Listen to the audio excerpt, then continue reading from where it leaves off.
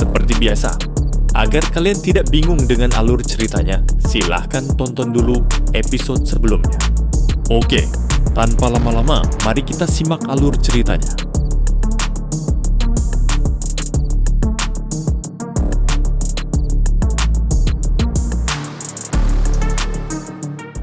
Reaksi Tong Yun ini sangat cepat, bahkan raut wajahnya sangat sedih saat mengatakannya. Ia tidak banyak bicara, tetapi ia mampu dengan cepat menutupi semua kekurangan dalam kebohongannya. Kalau orang biasa, sedikit banyak mereka akan tertipu oleh orang ini. Wang Lin menatap Tong Yun dengan dingin sebelum mengalihkan pandangannya dan melangkah maju. Ekspresi Tong Yun sedikit berubah saat ia mundur sambil menatap Wang Lin dan berpikir, baju zirah yang dikenakan orang ini terlalu mengerikan. Aku juga tidak bisa melihat kultivasinya. Aku tidak tahu apakah orang ini seorang kultivator atau penduduk asli tanah roh iblis ini. Namun, sekuat apapun kultivasi orang itu, begitu ia memasuki 100 kaki dari mayat itu, ia pasti akan mati. Aku tidak akan membuat keributan dan akan membiarkannya terbunuh oleh cahaya keemasan yang dilepaskan oleh harta karun itu. Lalu aku akan menggunakan metodeku sendiri untuk mengambil harta karun itu. Pada saat itu, bahkan baju zirah itu akan menjadi milikku. Tong Yun mencibir dalam hati, tetapi di permukaan ia menunjukkan kemarahannya. Namun, ia tidak berani menghentikan Wang Lin. Wang Lin melangkah maju dan memasuki jarak 30 meter dari Zishu. Saat ia memasuki jarak 30 meter, kilatan keemasan memancar dari tubuh Zishu. Cahaya keemasan ini menusuk Wang Lin bagai ribuan jarum emas. Tong Yun menunjukkan ekspresi gembira sekaligus bangga. Namun, ia langsung menarik napas dingin dan kebanggaan di matanya tiba-tiba menghilang. Tatapan Wang Lin yang tersembunyi di balik helm memancarkan tatapan dingin. Ia melambaikan tangannya dan cahaya keemasan itu pun lenyap.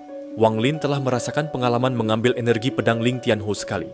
Kini ia melangkah santai dan tiba di samping Zishu. Langkahnya yang santai tampak sangat menakutkan di mata Tong Yun yang berada 100 kaki darinya. Ia menyadari bahwa ini akan menjadi buruk, jadi ia berbalik untuk melarikan diri.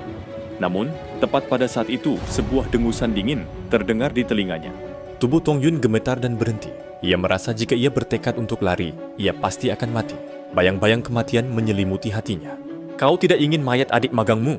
Wang Lin berjongkok tapi tidak berbalik. Wajah Tong Yun berkedut dan ia segera berkata, kalau senior suka, silakan ambil. Junior tidak akan mengeluh sedikit pun. Adik magang junior saya menjalani hidup yang sulit. Jika ia bisa berguna bagi seseorang seperti senior setelah ia meninggal, itu adalah berkahnya. Junior percaya bahwa bahkan jika adik magang junior masih hidup, jika ia tahu senior tertarik, ia akan bunuh diri tanpa ragu. Adik magang junior saya memang orang yang hangat hati. Saat itu dia benar-benar ketakutan dan melontarkan serangkaian kebohongan. Wang Lin memandangi mayat Zishu, lalu tatapannya tertuju pada dahi Zishu. Cahaya kemasan memancar dari antara alisnya. Wang Lin memfokuskan dirinya dan dengan tegas memenggal kepala Zishu. Kemudian, ia meraih kepala Zishu dan menyemburkan api asal. Api tak berwarna melilit kepala Zishu dan mulai membakar serta memurnikan kepala tersebut. Di sisi lain, Tong Yun melihat semua ini dan hatinya bergetar sekali lagi. Ia berpikir getir, sudah berakhir, sudah berakhir. Dia pasti seorang kultivator yang memiliki api asal. Namun, dia pasti seorang kultivator yang sangat kejam, yang mengolah jalur iblis, dan bahkan tidak akan membiarkan orang mati pergi. Aku cukup sial menyaksikan semua ini. Kuharap orang ini tidak membunuhku untuk membungkamku. Wang Lin menatap kepala Zishu yang sedang dimurnikan, matanya berbinar dan ia menyemburkan lebih banyak api asal. Tak lama kemudian, kepala Zishu menghilang, hanya menyisakan cahaya keemasan. Wang Lin menarik napas dalam-dalam sambil meraih cahaya keemasan itu. Lalu, ia mendekatkannya ke mulut dan menelannya. Kemudian kaki kirinya mengangkat tubuh Zishu dan menendangnya ke arah Tong Yun. Ia berkata, jenazah adik magangmu sudah kembali, kuburkan dia dengan layak. Wajah Tong Yun sangat pucat. Ada rasa takut karena baru saja lolos dari bencana. Dan ia segera menangkap mayat itu dan berkata, ya, terima kasih, senior. Terima kasih, senior. Ia pun segera pergi sambil menggendong mayat itu.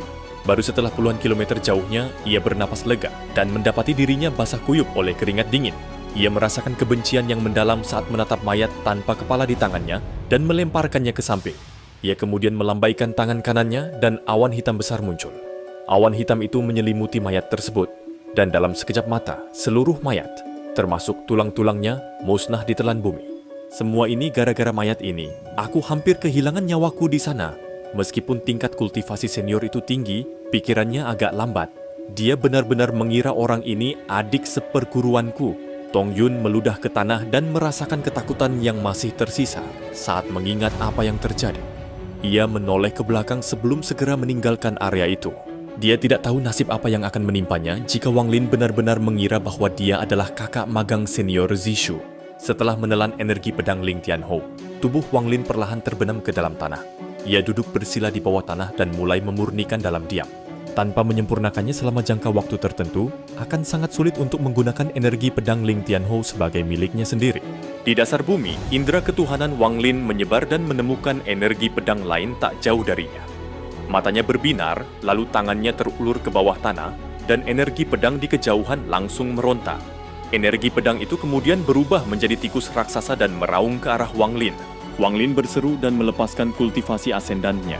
Tikus besar itu menjerit memilukan sebelum ditangkap oleh Wang Lin. Yang muncul di hadapan Wang Lin adalah sebuah pedang sederhana dan kuno. Ada seekor tikus hitam di pedang itu yang menatap Wang Lin dengan mata hitamnya. Pedang Zishu. Wang Lin tersenyum. Ketika ia membunuh Zishu, jiwa asalnya sedang gila. Jadi ia mengambil pedang itu dan membuangnya begitu saja.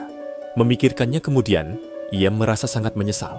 Namun, hari ini, ia tidak hanya mendapatkan energi pedang Ling Tianhou, ia juga berhasil menemukan pedang Zishu. Santo pedang Ling Tianhou.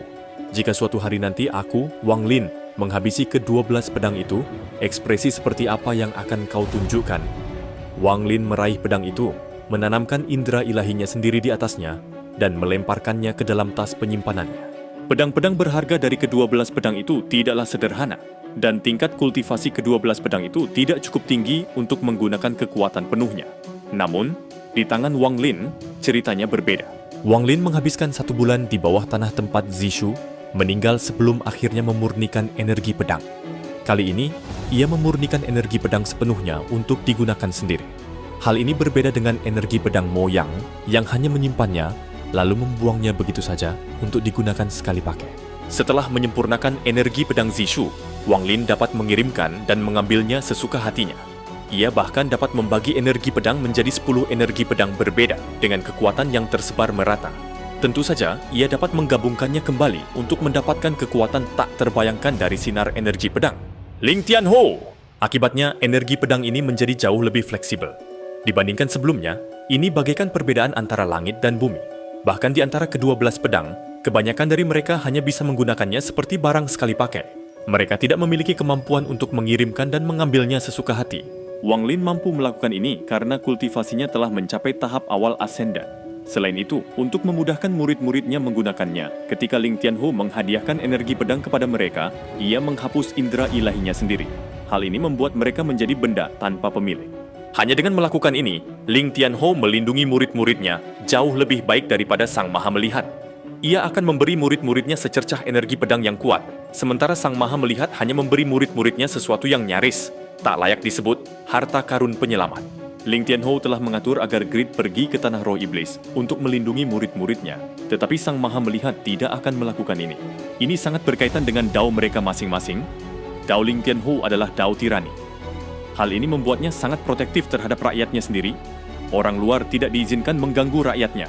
Orang luar tidak diizinkan menindas murid-murid sekte pedang Dalo. Justru karena inilah, meskipun sekte pedang Dalo memiliki reputasi yang sangat buruk, semua murid tetap menghormati pedang suci Ling Tianhou dengan penuh hormat. Namun, justru karena inilah tidak banyak kultivator yang sangat kuat di sekte tersebut. Alasannya adalah sangat sulit untuk menjadi benar-benar kuat di bawah perlindungan semacam ini. Di sisi yang berlawanan, terdapat sekte takdir surgawi. Dao Sang Maha melihat mengikuti kehendak langit. Ia tipikal kultivator yang mengikuti langit. Hidup dan mati murid-muridnya ditentukan oleh langit, kekuatan mereka ditentukan oleh takdir. Meskipun sekte seperti ini, hal itu menyebabkan sekte takdir surgawi memiliki banyak ahli. 7 murid sejati itu saja sudah sangat kuat. Belum lagi banyaknya orang yang bersembunyi di dalam sekte yang telah mengalami berbagai situasi hidup dan mati. Sebuah peristiwa besar terjadi di negeri roh iblis selama sebulan Wang Lin berkultivasi di bawah tanah. Peristiwa ini membuat hampir semua kultivator asing meninggalkan markas mereka dan bergegas menuju negeri iblis api dan negeri iblis langit. Negeri setan langit mengerahkan 30 juta prajurit dan secara resmi menyatakan perang terhadap negeri setan api. Meskipun pertempuran di negeri roh iblis biasa terjadi, semuanya adalah pertempuran kecil. Perang besar-besaran antara dua negara sangat jarang terjadi. Bahkan dengan kemunculan para kultivator setiap 5.000 tahun, itu hanya akan menyebabkan perang kecil antara 9 negara. Jarang sekali terjadi pertarungan hidup dan mati antara dua negara seperti ini. Sebab, jika keseimbangan antara 9 negara itu terganggu, akan terjadi reaksi berantai yang tak terbayangkan. Namun, bagi para kultivator, ini adalah kesempatan yang dianugerahkan Tuhan. Ini adalah cara tercepat untuk mendapatkan pahala. 8 panglima tertinggi dan 8 wakil panglima tertinggi, negeri iblis langit telah dikerahkan. Di antara 2 wakil panglima tertinggi yang baru, terdapat Mo Lihai dan Jenderal Iblis peringkat 1, Mo Fei. Selain semua ini, Kaisar Iblis Negeri Setan Langit secara pribadi memimpin pasukan. Seluruh pasukan dibagi menjadi 3 pasukan. Mereka akan membantai jalan mereka menuju negara Iblis Api dari 3 arah berbeda.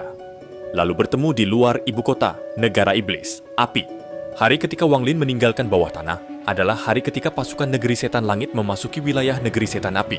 Begitu ia muncul dari bawah tanah, Wang Lin bisa merasakan aura membunuh yang kuat di udara. Aura membunuh ini bukan hanya berasal dari satu orang, melainkan dari puluhan juta orang.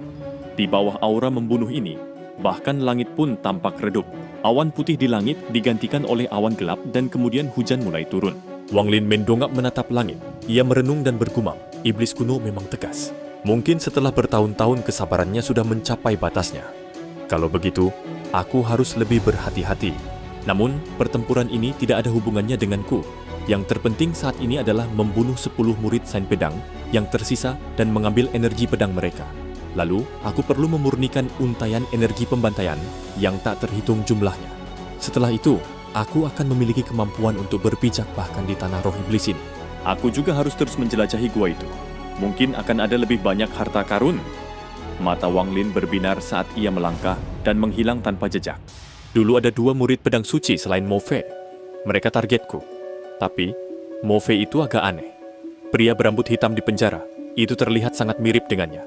Aku khawatir ada sesuatu yang aneh di balik semua ini. Wang Lin merenung sambil terbang. Oke teman-teman, sampai di sini dulu episode kali ini. Jika suka dengan alur ceritanya, silahkan ketik lanjut di kolom komentar. Assalamualaikum